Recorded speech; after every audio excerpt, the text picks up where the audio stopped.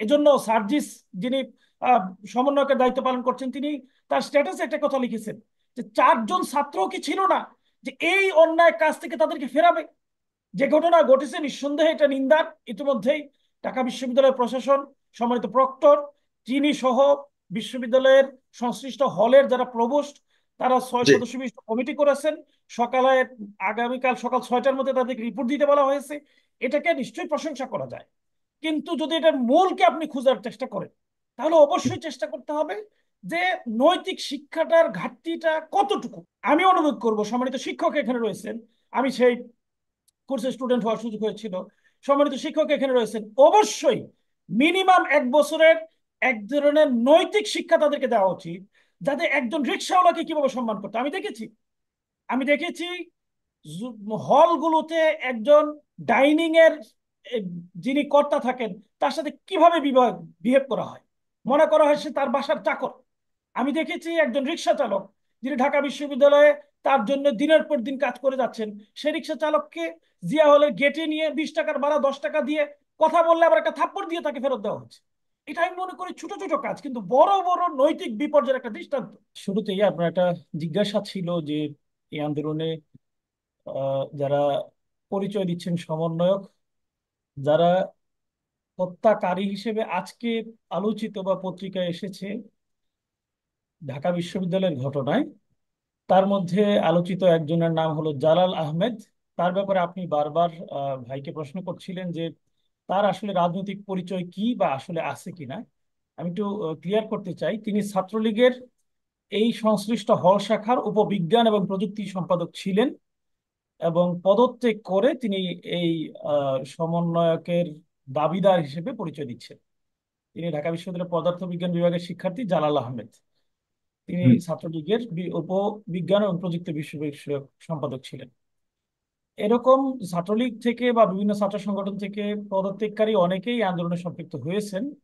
তো আহ, পদত্যাগ কবে করেছিলেন? তিনি আন্দোলন শুরু হওয়ার সাথে সাথেই পদত্যাগ করেছেন। ঠিক কবে করেছেন এই তথ্যটুকু আচ্ছা। সংগ্রহ করার সুযোগ আমার ছিল না। আচ্ছা, বুঝতে পেরেছি, হ্যাঁ, ঠিক আছে। এছাড়াও এখানে মৃত্তিকা এবং পানি পরিবেশ বিভাগের শিক্ষার্থী সুমন, উদ্ভিদ বিজ্ঞানের ফিরোজ এবং পদার্থ বিজ্ঞানের আব্দুল সামাদ সহ ফার্মেসি বিভাগের ইয়ামুজ্জামান কয়েকজনের নাম এসেছে। এর প্রায় সবগুলোই এই জালাল আহমেদের সাথে সাঙ্গপাঙ্গ হিসেবে মাঝে মধ্যেই বিভিন্ন ঘটনা অঘটন এগুলোর সাথে সম্পৃক্ত ছিল বলে বিভিন্ন পত্রিকা, গণমাধ্যম, ফেসবুক সহ বিভিন্ন তথ্য পত্র থেকে পাওয়া যাচ্ছে আর কি।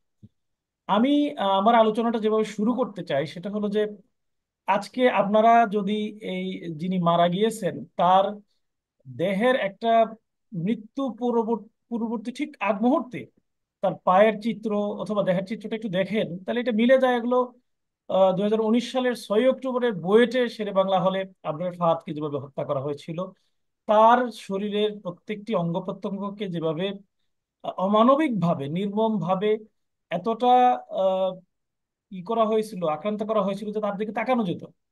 এর আগে ঠিক 1 বছর আগে আপনারা জেনে থাকবেন, বাংলাদেশ ইসলামী ছাত্র শিবিরের সাবেক কেন্দ্রীয় সভাপতি, বুয়েটের মেধাবী শিক্ষার্থী সিরাজুল ইসলাম ভাই, তাকেও ঠিক একইভাবে পেটানো হয়েছিল। এবং তার সারা দেহ কালো হয়ে কোথাও কোথাও গর্ত হয়ে গিয়েছিল, রক্তাক্ত হয়েছে। ঢাকা মেডিকেলে দীর্ঘদিন পুলিশ হেফাজতে থেকে তিনি ভর্তি ছিলেন, এর পরবর্তীতে কারাগারে ছিলেন। আমি এই বিষয়টাকে আজকে কিভাবে মূল্যায়ন করতে চাই, এই যে আজকে আহ, একজন ভাই, আমি আমার ভাই বলবো, তিনি হত্যার শিকার হলেন, এবং সেটা গণপিটুনির মতো ঘটনা অথবা উদ্দেশ্য প্রণোদিত কোনো একটা হত্যাকাণ্ডের মাধ্যমে, যেভাবেই হোক। আমি এটাকে এইভাবে চিত্রায়ন করতে চাই যে আমি মনে করি যে একটা ছাত্র সমাজ না, শুধু আমরা জাতি হিসেবে আমাদের একটা অমানবিক চরিত্রের একটা বহিঃপ্রকাশ এখানে ঘটেছে। শুধু এটাই নয়, আপনি জানেন কিনা জানি না, গত কয়েকদিন আগে, এই কিছুদিন আগে, আজকে 6 দিন আগে, গাজীপুরে একজন অটো রিকশা চালক 2 জন ছাত্রের গায়ে, তারা মোটর সাইকেল চালাচ্ছিল, সে ধাক্কা দিয়েছিল। বাকবিতণ্ডার জেরে ওই অটো রিকশা চালককে সেখান থেকে নামিয়ে ওই 2 জন ছাত্র, আহ, ওই রিকশা চালকের নাম ছিল মাসুদ, 2 জন ছাত্র তাকে পিটিয়ে সেখানে হত্যা করেছে। এই যে সেপ্টেম্বরের 6 তারিখে গাজীপুরের কালীগঞ্জে একজন বিএনপি নেতা অপর একটা গ্রুপের সাথে কথা কাটাকাটির এক পর্যায়ে মুক্তারপুর ইউনিয়নের 6 নং ওয়ার্ডের বিএনপি নেতা, তিনি সভাপতি ছিলেন, তাকেও ঠিক একইভাবে এই কথা কাটাকাটির এক পর্যায়ে তাকে পিটিয়ে হত্যা করা হয়। এই 14ই আগস্ট, গত কয়েকদিন আগেই 14ই আগস্ট ওয়ারিতে দুই ভাইকে, গার্মেন্টস এর একটা ব্যবসা করতো তারা, মোটরসাইকেল চালাইতো আরেক ভাই, পার্শ্ববর্তী একজনের সাথে কথা কাটাকাটির এক পর্যায়ে দুই ভাইকে সেখানে পিটিয়ে হত্যা করেছে। আমি এই যদিও ঢাকা বিশ্ববিদ্যালয় বা জাহাঙ্গীরনগর বিশ্ববিদ্যালয়ের এই ঘটনাটা অন্যান্য সামাজিক ঘটনার সাথে মানে এতটা প্রাসঙ্গিক নয়, কিন্তু আমি সামাজিক অবস্থাটা যদি একটু চিন্তা করে দেখি যে আসলে একজন মানুষকে আপনি আপনার সামনে মরতে দেখবেন অথবা আপনি পিটিয়ে মেরে ফেলবেন, তাহলে আপনার মনের মধ্যে কতটা পাশবিকতার জন্ম নেয়ার পরে সেটা সম্ভব। আমি সামাজিক ভাবে এই যে একটা পাশবিক মনোবৃত্তি তৈরি হয়েছে। সবচেয়ে ভয়ঙ্কর হলো এত বড় শিক্ষা প্রতিষ্ঠান ঢাকা বিশ্ববিদ্যালয়ের মতো জায়গা থেকেও একজন ছাত্র বা ছাত্রবৃন্দ এই মানসিকতা লালন করতে পারলো না যে একজনকে ন্যূনতম তার বাঁচার অধিকারটুকু দেওয়া দরকার। একজনকে এইভাবে পিটিয়ে হত্যা করার মতো ঘৃণ্য কাজ আমাদের দ্বারা করা উচিত নয়, যেটা করেছিল আবরার ফায়াদের ব্যাপারে ছাত্রলীগের একটা গ্রুপ। এবং সেখানে এই পাশবিকতা তৈরি হওয়ার ক্ষেত্রে কারা অগ্রগণ্য, এই যে দেখো। এটা এতটা পাশবিকতা মৃত্যুকে নিয়ে উল্লাস করছে এবং সম্মিলিতভাবে কয়েকজন হ্যাঁ, মৃত্যু সম্মিলিত ভাবে। নিশ্চিত করছে, মারছে, একটা মানুষ সামনে পড়ে আছে, তার মৃত্যু মানে নিশ্চিত হওয়া পর্যন্ত সবাই তাকে মারছে, আপনি পিটাচ্ছে এবং ভিডিওটা দেখেছেন কিনা জানি না, কোনো স্বাভাবিক মানুষ এই ভিডিওটা দেখতে পারবে না। তা বিশেষ করে কোনো অসুস্থ মানুষ ভিডিওটা দেখলে সে অসুস্থ হয়ে যাবে। কারণ সে যখন প্রায় মৃত্যু সজ্জায়, ওই সময় তার হাতটাকে এইভাবে বেঁধে সেখানে একটা লাঠি ঢুকিয়ে দিয়ে ওই লাঠির উপর দুইজনে আবার পা দিয়ে চাপ দিচ্ছিল। সে ও শব্দ করার মতো শক্তিটাও তার তখন ছিল না। এই যে পাশবিকতা, এই যে অমানবিকতা, এটা আমি মনে করি আমাদের জাতি হিসেবে মানবিক যে মূল্যবোধ, মৌলিক মূল্যবোধের জায়গায় আমরা পরাজিত, আমরা পর্যুদস্ত। শিক্ষার সম্মানিত ঢাকা বিশ্ববিদ্যালয়ের শিক্ষক এখানে রয়েছেন। ঢাকা বিশ্ববিদ্যালয়ের মতো জায়গায় এত শিক্ষাদানের পরেও মৌলিক এই যে দুর্বলতা আমাদের রয়ে গেছে, এটা নিয়ে খুব বেশি ভাবা উচিত, চিন্তা করা উচিত। একটা কথা আছে যে মুভিং কার উইদাউট ড্রাইভার, যদি রাইট। একটা চলন্ত গাড়িকে ড্রাইভার ছাড়া ছেড়ে দেওয়া হয়, এটা নিশ্চিত গন্তব্য হলো অ্যাক্সিডেন্ট। এটাকে তুলনা করা হয় a wise man or a genius student without character.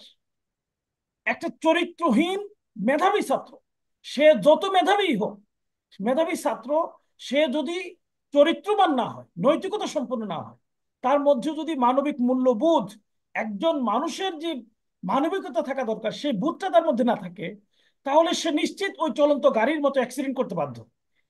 এ কারণে আমরা পাই যে ল্যাবরেটরির মতো বিদ্যালয়ে, ল্যাবরেটরির মতো মেডিকেলে একজন ডাক্তার একজন ব্যক্তির লাশ 3 দিন আটকে রেখে টাকার জন্য তার পরিবারকে নানা ধরনের প্রেশার দিচ্ছে। 3 দিন লাশ পচে যাচ্ছে, কিন্তু টাকা ছেড়ে সে লাশ দিবে না। এই জন্য আমরা দেখছি যে বুয়েটের মতো জায়গা থেকে ইঞ্জিনিয়ার হওয়ার পর সে রাস্তায় রড না দিয়ে পাশ দিচ্ছে। আমরা এই জন্যই দেখছি যে এরকম বড় বড় দুর্নীতির সাথে পুলিশের প্রধানের মতো ব্যক্তিরা শুধুমাত্র নৈতিক শিক্ষার অভাব, শুধুমাত্র নৈতিক শিক্ষার অভাব, শুধুমাত্র নৈতিক শিক্ষার অভাবে তারা এই ধরনের ভয়ানক কাজ করতেও ন্যূনতম দ্বিধা, ন্যূনতম শঙ্কা, ন্যূনতম নিজের মধ্যে লজ্জা বোধ, এটা তাদের মধ্যে তৈরি হচ্ছে। এই জন্য আমি বলবো যে আমাদের এই গোড়াটা চিহ্নিত করা উচিত। আমি জানি, আমার সুযোগ হয়েছে ঢাকা বিশ্ববিদ্যালয়ের সকল স্টুডেন্টকে বেসিক ইংলিশের 1 বছরের কোর্স করানো হয়। আমি অনুরোধ করব, সম্মানিত শিক্ষক এখানে রয়েছেন, আমি সেই কোর্সের স্টুডেন্ট হওয়ার সুযোগ হয়েছিল, সম্মানিত শিক্ষক এখানে রয়েছেন, অবশ্যই মিনিমাম 1 বছরের এক ধরনের নৈতিক শিক্ষা তাদেরকে দেওয়া উচিত, যাতে একজন রিক্সাওয়ালাকে কিভাবে সম্মান করতে। আমি দেখেছি হলগুলোতে একজন ডাইনিং এর এ, যিনি কর্তা থাকেন তার সাথে কিভাবে বিহেভ করা হয়, মনে করা হয় সে তার বাসার চাকর। আমি দেখেছি একজন রিক্সা চালক যিনি ঢাকা বিশ্ববিদ্যালয়ে তার জন্য দিনের পর দিন কাজ করে যাচ্ছেন, সে রিক্সা চালককে জিয়া হলের গেটে নিয়ে 20 টাকার ভাড়া 10 টাকা দিয়ে কথা বললে আবার একটা থাপ্পড় দিয়ে তাকে ফেরত দেওয়া হচ্ছে। এটা আমি মনে করি ছোট ছোট কাজ, কিন্তু বড় বড় নৈতিক বিপর্যয়ের একটা দৃষ্টান্ত।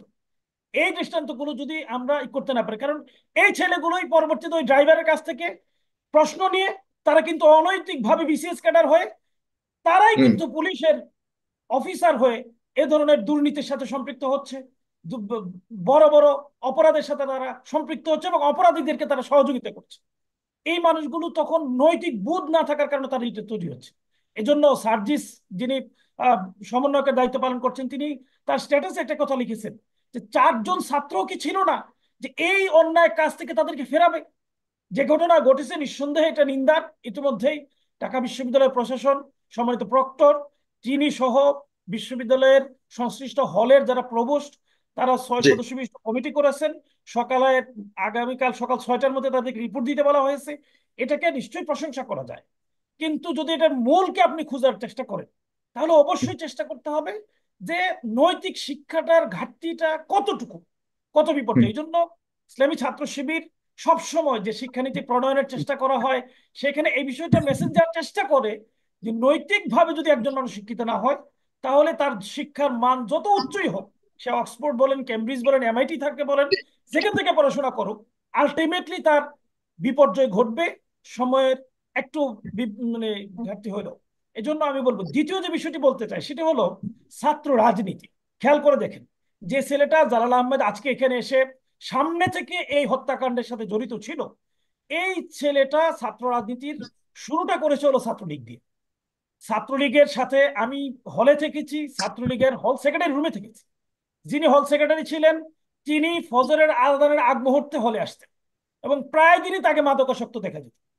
ফজরের আজান দিলে আমরা ঘুম থেকে উঠতাম, তিনি এসে বলতেন, সালাউদ্দিন তুমি ওঠো, আমি ঘুমাচ্ছি। 2 দিন 3 দিন পর পর শীতকালে গোসল করতো। তিনি রুমে আসলে গন্ধে তার কাছে দেওয়া যেত না। জুতা খুলতো না, 2-3 দিনে ধরে তার কাছ থেকে জুতা খুলে নিতে হইতো, যে ভাই জুতাটা খুলে বাইরে রেখে আস। মোজা করতো না। এই যে আমাদেরকে বাধ্য করত, তারা রাতের 2টা 3টার সময় 8 10 জন 15 জন নিয়ে নীলক্ষেতে গিয়ে ফ্রি বিরিয়ানি খাওয়া, সেই নরসিংদী থেকে গরুর গোস্ত খাওয়া। এই যে ছাত্রলীগের চর্চা, আমরা যখন ফার্স্ট ইয়ারের ছাত্র, তখন আমাদেরকে নিয়ে যাওয়া হয়েছে, আমাদেরকে বোঝানো হয়েছে যে নেতা হইলে ফ্রি খাওয়া যায়, নেতা হইলে হোটেলে গিয়ে একটু মানে ধমক দিলে কোনো কথা বলে না, টাকা দিতে হয়। এই তার চর্চার মধ্যে হচ্ছে। আমরা দেখেছি যে হুম। বিশ্ববিদ্যালয়ের একজন নেতা হওয়ার পর তার কিভাবে যেন অর্থের পাহাড় গড়তে শুরু করে, চাকরি না হলেও তার আয়ের সোর্স বিভিন্ন জায়গা থেকে তৈরি হতে থাকে। এই যে জায়গাগুলো তৈরি হয়েছে, জি। এই এই ধরনের রাজনীতির সাথে যারা সম্পৃক্ত, এই ধরনের ছাত্র রাজনীতি যারা করছে বা করবে, তাদেরকে চিহ্নিত করে এই ধরনের সোর্সগুলোকে বন্ধ করতে হবে। তাছাড়া ছাত্র রাজনীতির মাধ্যমে এক একজন, এই জালাল আহমেদ তৈরি হবে, এক একজন শহীদ আবরার ফাহাদের হত্যাকারীর মতো এই ধরনের কিছু মানুষ তৈরি হবে, এক একজন জাহাঙ্গীরনগর বিশ্ববিদ্যালয়ের মতো ধর্ষণকারী মানিক তৈরি হবে। তারা তৈরি হয়ে সমাজকে, ঢাকা বিশ্ববিদ্যালয়ের মতো পবিত্র জায়গাকে নষ্ট করবে, বুয়েটের মতো পবিত্র এবং মেধাবী বিদ্যাপীঠকে তারা কলঙ্কিত করবে, বাংলাদেশকে জাতি হিসেবে কলঙ্কের জায়গায় নিয়ে যাবে। এখান আপনাকে থেকে অনেক ধন্যবাদ। আর আমি মনে করি যে খুবই চমৎকার ভাবে বিষয়গুলোকে আপনি তুলে ধরেছেন, এবং জনগণ দেশকে কিভাবে চলবে, দেশের ভবিষ্যৎ কি হবে, যেভাবে আপনারা সিদ্ধান্ত নিয়ে কিছুদিন আগে আপনারা দেখিয়েছেন, এখন আপনাদের আবারও কণ্ঠস্বরকে আপনাদের জাগিয়ে তুলতে হবে, কিভাবে শিক্ষাঙ্গন চলবে, কিভাবে এই বিষয়গুলি সমাধান হবে, সেই জন্য আপনাদেরকে সজাগ হতে হবে, কথা বলতে হবে। আমরা কথা বলছি, ফেসবুক পিপল কথা বলছে, আপনাদের দায়িত্ব এই কথাগুলিকে সবার কাছে পৌঁছানো। সেই জন্য আপনাদেরকে শেয়ার করে এবং ফেসবুক পিপলের সাথে থেকে একইভাবে যদি সমত সমত পোষণ করে, দ্বিমত পোষণ করে, কমেন্ট বক্স খোলা আছে, আমরা চাই এসব নিয়ে আলোচনা হোক, সমাধান হোক।